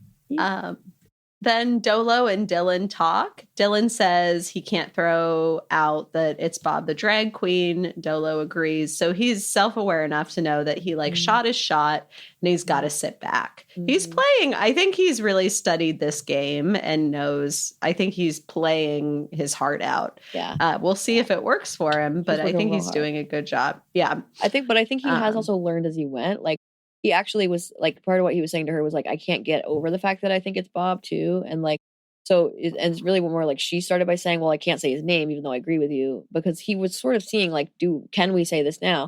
And Dolo's like, not really, dude. And thank God for her, because it would have been risky for him to come out guns blazing, although it turned out he ended up getting support that mattered. But at the time, and so he learned that because he kept, remember when he was like, at the end of last episode, he basically was like, I need to stop going so hard. Like everyone's noticing. Yeah, that's good. And that was Peter's fatal flaw last season. If we're to compare to another seemingly affable white boy, like, although Peter, I think, was not perceived as affably as Dylan Efron is, but I think he I think he played a really good game, but then I think this is the fatal flaw when you're or when you're on this show. If you get too cocky, you're gonna get the axe. Definitely. So, Yeah. and that's, I think, what it has in common with Survivor, which is maybe why Survivor players do this game very well. I see those as similar. Like if you come in too hot, you're gonna get got. But which happens, by the way, in Big Brother too, but more so towards the beginning. Interesting. Yeah, anybody who's like loud and outgoing in the beginning tends to get evicted. Yeah. But then over time, maybe it shifts. It becomes about like who's liked the most, really, over time. Oh. So next we have the challenge. They have to bring bodies followed by heads with their names on it. They're incredibly heavy. Wes, Sandy, and Dylan decided to go for their shield, so they rushed. Barb H, is having a hard time. He needs help bringing his body up and gets help. Derek sees he's struggling and runs down to help him get his head. Brittany also stops bringing her head up. Bob says he'll come back and help her. This is also socio-political to me because of who he was on The Biggest Loser, which was a really awful show for people in larger bodies and was so shaming and individualistic, and you just have to pull yourself up by your bootstraps and do this fucking thing. And I think he even said here that he's been humbled. Like he's being seen on national television, not being able to do what he did before for good reason. He had a heart attack. But I think I hope it also gives him empathy for the fact that we are not all able to just run up fucking hills and carry major things.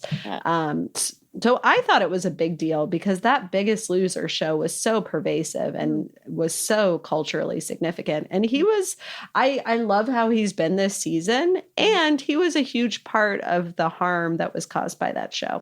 Both are true. Was he like, so I never saw the show, but I'd heard of it and I saw commercials of it, so I recognized it from the commercials.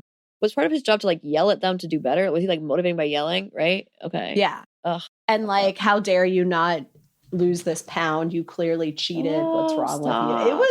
It's a really harmful show. It was pretty intense and fat shamey. Yeah. So I thought that was really interesting. Great example. Sandy. Very upsetting. Yeah. Sandy is bringing up a body with Sam. Was it? No. It was Ivar. My bad. I couldn't remember who it was. It was Ivar though. Yeah. Oh, okay. And I guess it dropped out that the part of what happened there was that he brings the body up with Ivar and then at the last second puts it in place and puts his own head on top of it instead. So Ivar doesn't get to, Ivar like did all that work to get up there and then had to watch him do it. And I actually had like a subpart to one of my things because like Derek is still one of the better players that I put as one of the strategic players in this new segments part. But one of the things he tried to misstepped on was as he was walking up, Sandy was walking up with Ivar with the body, Derek comes up behind them and he's like, oh, how can I help? Like, let me take it. Let me take over. Like, let me help. And I actually thought that was a misstep because everyone would be like, why are you trying so desperately to help? Like that sort of looks bad, I think. But he did start helping at the very end where he helps Sandoval put it up there. And so then Ivar watches Sandoval put his head on top. And so when Ivar is telling other people, you should have seen what just happened up there. This is so fucked up. I was so worried he was going to go for Derek, but he ended up saying Sandoval. We worked so hard to get the body up there, and then Sandoval just put his head on top. Yeah. Woof. I think Derek was smart to help people. Like that was part of why I put the positive part of why I put him as my strategic player again this week was because he was helping. He said my strategy changed. I first wanted to shield, and then my strategy changed to helping other people so that then they would help me in the banishment. I thought that was smart. And it's also reciprocity again. It's my technique that adds to a psych concept that adds to a technique, which is reciprocity. He's using those. He's learning and adapting to this game, which is a bit more relational. Exactly. Alan notes that all that are safe from murder tonight are men, which sucks. Bob the drag queen. Who does he say this to again? Everyone thinks you're a traitor, so you don't need a shield. Sierra. And Sierra was like, I am. So messy. Yeah. He's like, she's like, what? Sierra tries to stop them from putting Dolo on the statue, saying that she needs the shield because she was in a coffin last night. Fair enough. That is a rough hang. And then I started the next sentence, but I didn't finish it, which is that then Sierra said, well, they all think I'm a traitor. But the thing is, if they all think you're a traitor, then they wouldn't vote for you. You know what I mean? So like they're, I don't think that, or if they all think, or whatever it is. Oh, no, she was worried about murdering. She was worried about getting murdered. That's what it was. That's why her saying everyone thinks I'm a traitor didn't make sense, because then she's probably safe. So right, yeah, the traitors will love that for themselves. So it's even though we know that's not true, weirdly. Yeah, exactly. So yeah, and then we talked about Bob a little bit, saying he used to be able to murder those hills. He can't do that anymore. So again, I think that was a big cultural moment because of all the fat shaming that he contributed to on the show he was on. Yeah. He was like totally broken down, crying about it. Derek says like he still did a good job, which I thought was nice. Again, for that relational play there. So Bob, the drag queen, says, I did think that the new guys, he says to everybody in the big group, I did think the new guys at least needed a head on the statue because one of them could be a traitor. So I don't know I didn't actually fully understand what the fuck that meant, to be honest. Like, I didn't know if he meant like one of them did it to like look like they're not a traitor, therefore. And then that would mean it's Rob. And then that's what I think he meant, because Rob takes that as like a major target put on him. Yeah. It was I had a segment here, very obvious segment. This is so sloppy. I'm like, it was just, and I don't know that he was aware of what he did. I think he was just talking, and it was such a move. It was such a thing to do that, of course, Rob was pissed off. Yeah. Like, I would be pissed off too. Yeah. I'd be like, I thought we were on the same team. I just did a big thing for you and got called like a snake or whatever Tony said. Like, it was bad, bad, politically sloppy, obvious pick, but I think very appropriate pick. Yeah. Love you, Bob. That was not the move. Not the move, friend. Not the move.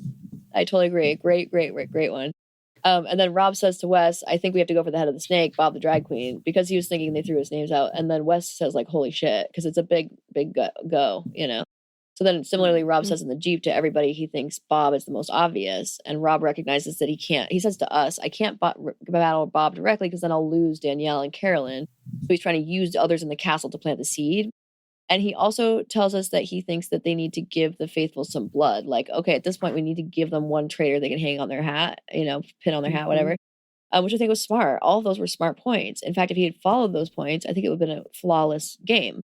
Yes. And then unfortunately, good. Another segment. Yeah, I think Rob's psyche is showing here. Yeah, loyalty is so important to him. And I was wondering to myself, because he turns on, this is probably why he's called the Godfather or whatever. Like, if someone is not loyal to him, he turns on them very quickly. Yeah. And I was like, did he learn this from gaming, or has he just always been this way? Like, what happened in his life to make loyalty such an important value for him? Is it his generation? Is it gaming? Is it the way he grew up? I'm not sure, but it feels so consistent. Like, he was like, nope, you did that. I'm done. Yeah. I'm out. Yeah. So, well, it is kind of like a Survivor thing. Like, if you can be seen as a loyal player, people will go to the end with you, because that can be a really desirable factor. People will keep you in the game if you're seen as loyal. As soon as somebody burns a bridge with you, you know that they're not that kind of player. And if you know they're not that kind of player, you can't have them in there anymore, because it means that Bob the drag queen could go for him tomorrow, And so I think he felt this really big time pressure of like, if I don't get Bob, he gets me. And it just meant to him burn the bridge. It means that Bob burned the bridge already, and he had already kind of put his neck out there for Bob prior. So I think he felt kind of played as well. So yeah, he went hard. I will also say he hasn't dated in a very long time, because he's been married to Amber for a long time too. So I do wonder if it started before, so it's possible he was someone he dated before Amber. But I also think the first year of Survivor, I don't think he was like that. I think the first year he was like, interesting. So I think it could be Survivor related.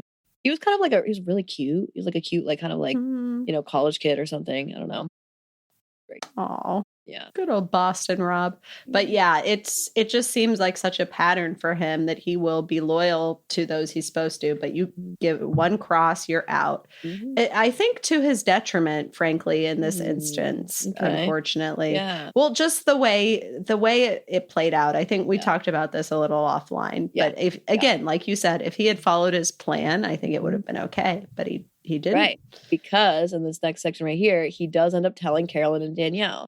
So he says to them, that was why I was thinking if he followed his plan, it would have been fine. And also if he really, the two parts are, if he really let everyone else do it and he didn't speak up at tribal or like at round table, then it would have been fine. And if he hadn't told Carolyn and Danielle, I think the thing is he made it really clear he was going to have to go for Bob, drag queen.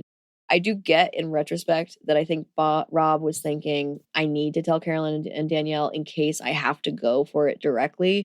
Because if he had gone into the round table and gone for Bob the drag queen and hadn't told them that, then he would have looked terrible. He already did look bad, but would have looked worse. So he ends up saying, Bob the drag queen is going down with or without us. So now if he brings it up in tribal, at least it look at round table, at least it looks like he's saying, well, if we didn't, it helps a little bit that it shows it wasn't quote unquote his idea. But Danielle says to him, no, it's Nikki. We have to go Nikki. We have a couple more weeks for Bob the drag queen. And so basically Rob decides in that moment, okay, I'll let Danielle have that. So he goes, okay. So Danielle leaves, but he grabs Carolyn and says to her, no, but really we need to go for Bob. And Carolyn says to us, I think it's way too soon. This was risky. It was really risky, Rob, to do this. So I was thinking right away, I hope Danielle doesn't tell Bob, because then it's like really Rob next, like done. She doesn't seem to tell him, by the way. He seems very surprised at the round table, which we'll go to now. We're cruising and moving, which is that Sierra swears in general, but Derek says people who swear when they're being accused happen to lie, are usually lying because they want to show a lot of emotion through swearing. But that's just not the case always, Derek. Plenty of people swear because they swear. I have a tripart defense of why I swear, which I'll share one day, maybe in behind the scenes video on Patreon. But yeah, I don't. There's a lot of reason. Rob goes publicly for Bob the drag queen, which was a surprise. He jumps in during the fight between Sierra and Nikki, and I immediately was like, no, sir, don't do it. He ends up telling us he realized he had to go into attack mode, but at first it's like he just decides to do it, and we're like shocked. Bob says, you're scared of me. Everything you said about me is actually true about you. And then he said, like, he's trying to use me to do what he wanted to do. So Rob says, the gig's up, bud. I got you. He says, Bob, you're found out. Dylan jumps in for Rob and agrees with Rob because it was Dylan's idea to begin with anyway. And really, Dylan owns the fact that he had the idea first and Rob backed him on it. But he says, I grew up with an actor and I know you're acting. And Bob, the drag queen, goes, not a good one. Ooh, that probably did not help. It seemed like part of the vote was you went against Zac Efron, which was hilarious. One psychological tactic that I think would have strengthened Rob's move here is he should have struck while the iron was cold. It was too hot because there was just the heat on him. He didn't like it. Right. And as Wes said, he was very sure of himself. He needed to just wait and give this a week. Maybe two. It was just too quick. He needed to put this is information. Why the fuck did you do that? Maybe talking to him about it and seeing if he was just being like off the cuff, which I think is what it was. And honestly, I don't think people were registering that moment as much as Rob thought they were. So he had plenty more time, but so he didn't think so, right? Like he thought that this means Bob's going to come after me this week. Like it wasn't even just like Bob's a liability. It was like Bob's coming for me. Like it really felt like he thought now or never with Bob. So I totally agree. It was too soon. He misread how serious Bob was. Yeah. Totally agree. And how much people were thinking about it, which they just weren't. At least based on what we were shown. It wasn't like center. Nikki was out. I agree with what Danielle said there. Oh, I totally agree. Nikki was out no matter what. And I don't even think Rob thought he was going to go out at that round table that night. I think he was worried if I wait for another round table, then that one I'm going to go out on because I won't have time to disrupt Bob the drag queen's theory, or play. Like, I think he thought, because he did the same thing in reverse with someone else, like with Tony, essentially. I think he thought Bob the drag queen dropping this line is just a seed that he's going to follow through this whole next week or next day, however long it takes to get to the next roundtable. He's going to follow that seed through with everybody. So he didn't care if people registered it in that moment, is what I think. I think he thought, like, this is just a symbol. Like, Bob the drag queen saying this is a symbol of the fact that Bob the drag queen is going to go for me next. is what you know what I mean? Like, so I don't think it mattered that how everyone else heard it or not, you know, but I also agree. I don't think everyone else really heard it or cared. And I think that Rob didn't really care if they did or not, but they also, someone does bring up later, like, what do you all think about the idea that one of them is a traitor? And they do agree there still is one. So like, there's a rumor about it, but I agree. They didn't hear Bob the drag queen's comment as important at all. Totally agree. No, it was, too Misplaced. Much too soon. Misplaced. Yes. Totally misplaced. So Rob tells us that he knows he tells us in the testimonial, I knew I had to go into attack mode once the round table went on. Like, he really couldn't rely on his planted seeds. And then he knows he's dead if he doesn't make this shot. So yeah, so that's the point. He like really figured like that was it. Live or die right now if I take this shot or not. The one thing I'll say with the votes, and we won't read the whole vote list, but there's quite a few, but one of the votes that went for Bob the drag queen was Danielle, and so she put her game over her loyalty to Bob the drag queen, which was very much like Brittany did to her. So I thought that was an interesting sort of like repeat of events. And I don't know, she felt horribly about it. She cried a lot about it, and I also was surprised she did it. She also didn't have to, it turned out. There were plenty of votes, but I also feel like maybe she can empathize with Brittany a little bit more now. Yeah, where she was coming from. And then Bob at the end says, "Faithfuls, listen to my words very carefully. I will tell a truth, but I will never tell a lie. As all of you know, I've never lied. Guys, I swear to God. And that was a lie because I don't believe in God. I am a traitor." I kind of knew he was going to say something like that when he said the God. I'm like, well, he probably doesn't believe in God. So there you go. And it was funny and it was fun. And I was glad he went out fun because some of his predecessors have gone out like pretty hot. And I'm glad he made it fun and enjoyable. Yeah. That was fun to watch. Same. I wonder what that means about our queerness, that I also had the same thought, like that he doesn't believe in God. Like, because it is for a lot of folks in the queer community, you know, there's the like anti-gay and anti-women rhetoric of the Bible that makes it just really hard to believe in God for us. So I had the same exact reaction. I was like, I bet he's going to say I don't believe in God. So we both, and that we're both queer too. Makes me wonder about that. That's so cool. Ergo, not a lie, because not a lie. I swear to God, who I don't believe in. I think the logic works. I'm not a logic master or whatever. It's not a lie though, because all it just means is like my swearing to God just doesn't matter. It doesn't mean it's a lie, you know? Right. But, it's just if I believed in God, then it would be true, but I don't, therefore not. So we're good here. Yeah. I swear to God, but God doesn't matter, so who cares? It's like holding your finger. We're good. Whatever. Yeah. Exactly. Post roundtable, everyone treats Rob like a hero. He's feeling good. He's like, I played that perfectly. And at first I was like, maybe it's all going to work out for him. But we see that it's not. Carolyn tells us that tonight told a different story. We're not a team. So she's self-aware about what's happening. Dylan says it felt so good. He owed it to Boston Rob, the legend of game shows. Hilarious. Yeah. Dylan, maybe use your strong intuition on this person you idolize so much.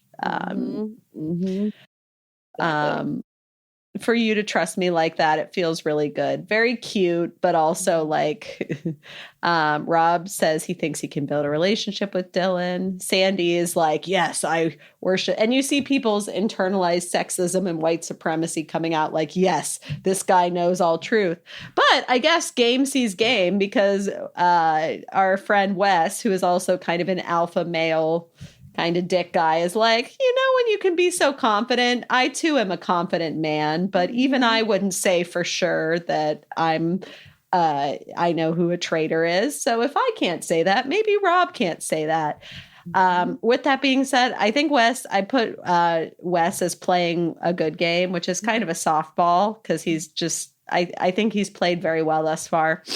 I don't like the guy. I think he's a jerk. It's good to hear that I'm kind of vindicating in remembering him as a jerk when I was a wee one. But I think he's playing a good game. And that was an impressive get. And he asked, do you guys still think one of the new guys could be a traitor? Did he ask that or did someone else ask that? I think someone else did, and everyone nodded. I think it could have even been, I know that Sierra was one of the people. Oh, she said it. Sierra said it. And everyone in the room. It was Sierra. A different room. Yeah, it was a different group, but she said it in her group and everyone nodded. Perfect. Yeah. Amazing. And I'll say too, like Wes is like one of those players who will bring in other like sneaky things. Like he probably has like a note that he's gonna plant and act like it came from Alan or something like that. Like he's gonna have some like cool little tricks and trades up his sleeve, which will be fun. Oh, that will be fun. I look forward to watching that from our friend Wes. Yes, our friend, the hopefully recovered from being the worst misogynistic asshole friend Wes. Yes. Great. Great. What's the word I'm looking caveat for? or caveat. Like, Woof. yeah. It's been a long week, y'all. Caveat. No, great caveat there. Very important caveat. Oh my goodness. But yes, as you were about to say, what a joy episode 4 was. I will say, as you mentioned to me earlier, like the first 3 episodes were so exciting and we learned so much of like the new twists and such. But episode 4 packed some heat as well. Bob the Drag Queen was a surprise, Yeah, I was sad to see him go. He's brought so much fun to this game and it will not be the same without him. So and did so well, especially when we compare Bob the Drag Queen to Peppermint. Yeah. And that's the other thing. Her name was Peppermint, right? Yes. Okay. Yeah. And the other thing with Peppermint was that Peppermint went out night 1, and I wonder if them making Bob the Drag Queen a traitor was maybe a conscious choice by the show too to help him survive longer, because I really think that was an important thing to do, to give the drag queen a drag queen who might come in after Peppermint a better chance. Yeah, because Peppermint experienced some pretty gross, weird, not explicit, but implicit like transphobia and racism. And it sucked. It sucked to watch it play out. It was really shitty. So Bob the Drag Queen had a great run. Yeah. Yes. And could have gone maybe even farther. Who knows? But he was sloppy though, we have to admit. And we had said that last episode too. But it's worth noting he wasn't from a gaming show. So of course he's from a showy show, which makes him showy, and that's a part of his role in his life. So and of course he's gonna be a little extra. Yeah. Yes. He does that perfectly. But we are so grateful to you all for being here with us. Please, Kate, tell us more about our gratitude. I was gonna say, which means we're gonna give our shout outs. So fun, which is our Patreon. So please do check out our Patreon. It's patreon.com/realitytest, and it's in our show notes. Go check it out. You can follow that link. And you can become a free member. And we got free members this week, which is awesome. So glad y'all joined us. And you can see that being a free member, you get access to stuff. You get our podcast, the audio podcast as soon as it comes out. You will get access to things like trailers. I've started doing 2 different versions of trailers. And one is a version that's a minute long that'll go on social media. And one trailer for our info videos is more like a minute and a half. And sometimes more like 2. And those longer videos are like only available, are available only for our free members and beyond. So you can be a non-paying member and still see a longer sort of clip and learn more about our info videos. And so there's other types of content that'll be just for free members and beyond. That said, we are only going to do shout outs for paying members. And so that'll be something reserved for that. And that brings us to our next fun topic. I will say, last week I did say maybe we'll have no one, right? So I gave this a really low bar, and we did receive one paid member. Yay! Thank you so much. And her name is Daisy, which I love so much. It's like Daisy from The Bachelor recently. Like, go Daisy Faulkner. You're a delight. We love you, Daisy D. You're a delight. Daisy Delight. We love you. D. Thank Daisy you, D. F. Yes. Daisy F. And Daisy Delight, Daisy F. We're delightful fans of yours and appreciate that you are fan enough to join us. And you are also a tier 3 member, which is very cool. You'll get some really cool content. You'll see there's some already available for you that no one else can see right now. No one else can see right now. You are our number 1 great fan, and we're so grateful. Yeah. And as a gift to you, as a thank you to you, we're going to name you each of our shout out lists just because you still remain our original fan. And we've decided that also we're going to do something special for our first 5 members, our first 5 paying members. So you'll have to F around and find out what that is, but you'll get something special being one of our first 5. I'll mention, even if you come in as a tier 1 member right now, because we are giving out coupons or like upgrades for free, you will be able to get almost guaranteed a free upgrade. So you might as well, because there's not that many, right? No one's like rushing in and all. So you might as well, come in at a $5 a month level, and we'll upgrade it for free for you, because you might be the only one who does it this week. Who knows? And then it automatically goes to you. We would automatically upgrade Daisy's, but she already came in at tier 3. So thank you so much, Yeah. Daisy. So come on in and join us, because why not? You might get in. First of all, we know this is going big. We have all of the manifestation happening here. We're just feeling cosmically this is meant to be. So this is going to get big. You might as well come in at the ground floor. Also, we're touch embarrassed. It's like, what? So please help us. Make us feel better. We'll praise you just as we did Daisy Faulkner. So thank you all for listening. Even if you don't, honestly, it doesn't matter. It's still great to have you listening at all, so that we feel motivated to continue with this. Granted, we'll feel much more motivated with a little bit more community.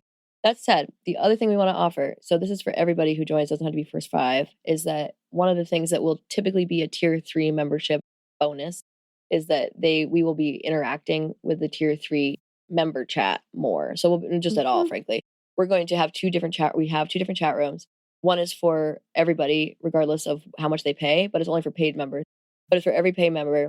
There's a chat room, and then there's a chat room just for tier 3 members. So for the tier 3 membership chat room, that's the one we're going to be interacting on with regularity.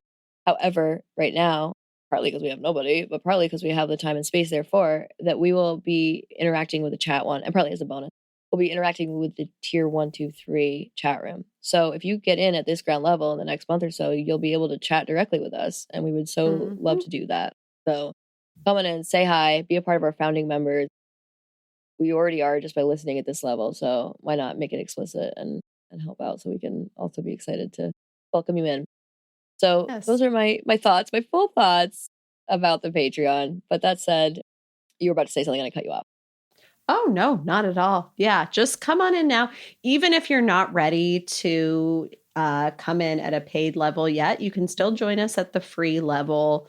We'll still be very happy to have you there. And also remember to download us, to follow us on Instagram at Dr. Ray Pods and Dr. K Pods, at YouTube at what is it? I was like, wow, you're going strong here, going right for the social media. I know those two. I know those two. Okay, good. You started us off strong. So then we're also on TikTok at dr.realitv, REALITV, and we're also on YouTube at Reality Test Pod. And then on Facebook, it's the same, but without the at, because it's just a page name. The last thing I'll just mention, which I forgot last time, is we also have an email address, which is realitycheckpodding, PODDING, reality check, not test, realitycheckpodding@gmail.com. Please do email us, like suggestions, feedback, questions. You're so welcome to email. And if you get on our email list and you give us your email, we'll include you on our updates and so forth. So come on, join whatever level you want, any type of interest you want, like any type of program you use. We're here and happy to chat. So delightful. Thank you all so dearly and wonderfully. You are in our hearts and minds. So you are indeed. And we will see you next session. Woohoo! Bye.